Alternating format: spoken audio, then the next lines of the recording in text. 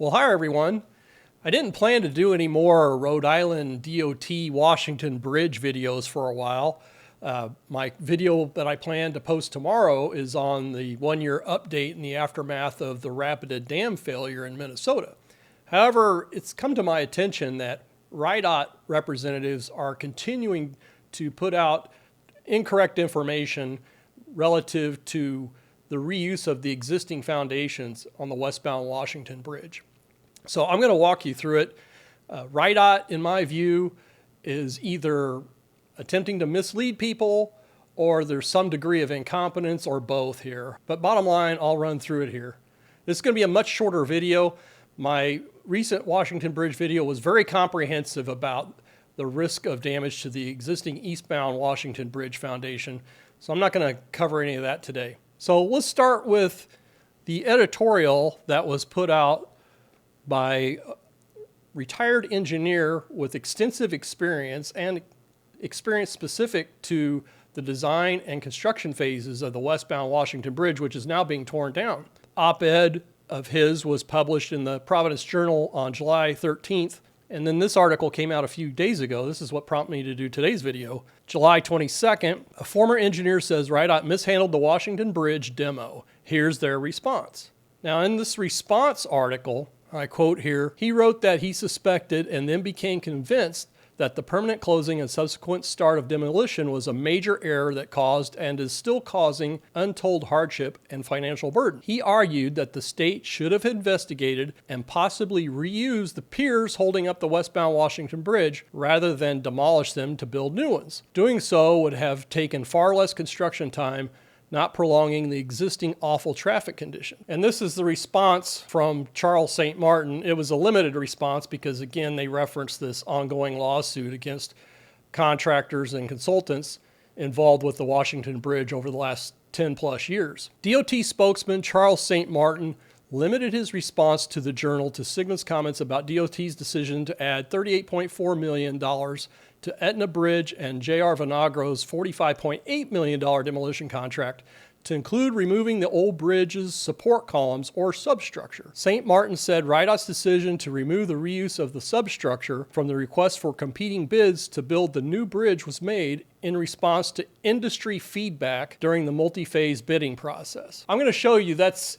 either incorrect or such a vague response to be useless. Now, in the original request for proposal, the failed one, this was issued in June of 2024. Nobody bid on it. RiDOT states that not only can the existing westbound bridge foundations not be reused, that the new foundations, the new piers, had to go in the same location, which didn't make any sense. As a result of that failed request for proposal, RiDOT issued a request for information to engineers, contractors, consultants, basically saying, how did we screw up this RFP, in so many words?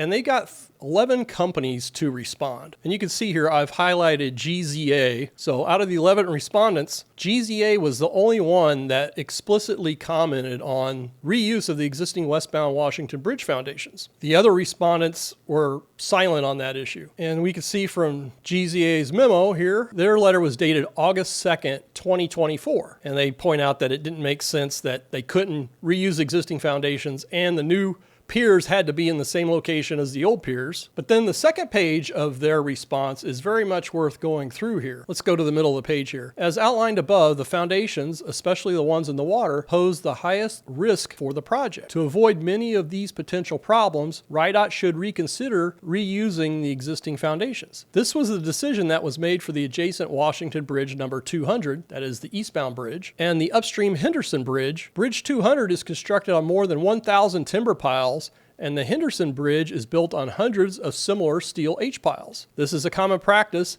and FHWA has guidelines outlining such procedures. Steel piles located below the water and below the mudline generally exhibit very low rates of corrosion. This could be checked by exposing and testing some piles below the upland piers closest to the water on the west side of the bridge. This might require a small cofferdam or trench box that could be dewatered to take corrosion loss readings. These exposed piles could also be load tested by cutting out a section and then jacking them against the weight of the overlying pier. This procedure could give confidence that the reuse of the foundation foundations would be safe, cost-effective, and have an efficient schedule. So again, I went through specific procedures for evaluating existing bridge foundations for reuse in that previous video. And this letter closes out, it would make the most sense for RiDOT to perform the testing program, approve the potential reuse of existing foundations, pending a full geotechnical evaluation of the contractor's proposed bridge superstructure, and give the information to the prospective bidders. Because the bridge design and construction have to be repackaged and rebid, there should be time to perform the test program prior to the next bid. RiDOT currently has a contractor mobilizing to the site to start the demolition work. They could be given a change order to perform the testing program in short order. I wholeheartedly agree with that, but it didn't happen.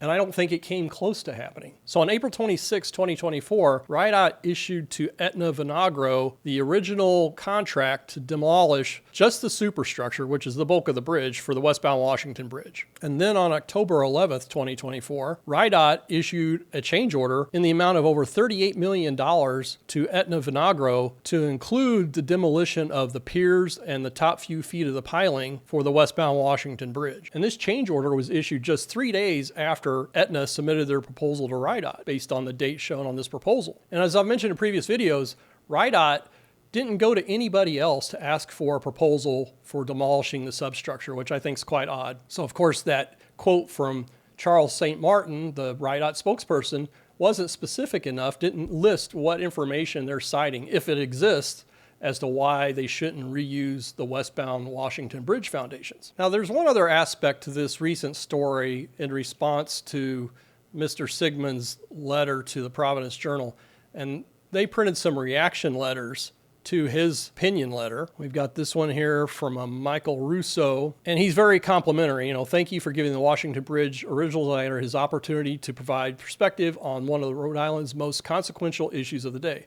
And it goes on to continue to be complimentary. And then there's a letter here from an Alan Birch from Cranston saying he's furious that Mr. Sigmund comes forward at this point and reveals his knowledge and experience with the design and construction of the Washington Bridge. Goes on to say, I cannot imagine that he was oblivious to the controversy and so on. And the final statement here, he waits until the bridge is torn down to reveal this. Okay, I'm not here to defend Mr. Sigmund. He has his own reasons. You know, quite frankly, I understand this engineer is in his mid-80s. I think he's had a long career. He certainly earned the right to be retired and stay out of the public eye if he so chooses. But there's a broader point that I want to make here. You know, there's a tendency that I've seen with some people in Rhode Island to shoot the messenger, as they say. And it starts with your Governor McKee on down to RiDOT Director Peter Alviti, and the same kind of sentiment here from this letter writer. And my question for you is, where are all the local engineers still in practice, either live and or work in Rhode Island? Where are their public comments about what RiDOT's been doing with the Washington Bridge?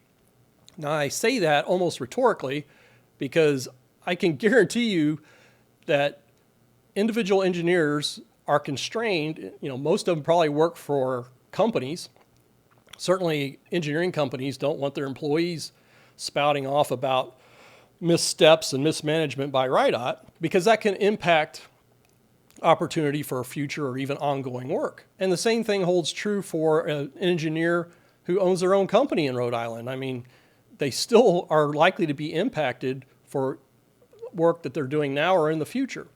Because as we've seen, Rhode Island officials are very vindictive, very defensive for their own political reasons. So instead of focusing on RiDOT's apparent incompetence, in my opinion, at best, I mean, a number of you have alleged outright corruption with Rhode Island DOT projects. I don't know about that, but something's going on here. So let me know what you think in the comments section. I want to send a shout out to those of you who have contributed to buy me a coffee. That's one of the great ways to support this channel. Also, I want to thank channel members and those of you who have provided super thanks. Again, additional fantastic ways to support the channel. I've got a lot of information about the Rhode Island Washington Bridge project, and I've got other videos, other topics that I'd like to focus on for a while, but I'm not doing these Rhode Island videos at this point just to get views. I could do videos on just about any other topic and get more views than I get on Washington Bridge videos these days. But I feel compelled to just keep bringing out what I consider to be the truth in contrast to the outright misstatements from Rhode Island DOT officials. And I really don't see many other people out there doing it. So I'll continue to do these stories as necessary. I would love for local investigative reporters to reach out to me. I'm happy to feed source information and let you run with these stories rather than me having to continue making videos about it. But we'll see. So far, the outreach from local journalists has been rather limited. I'll just put it that way. Thanks very much, everyone.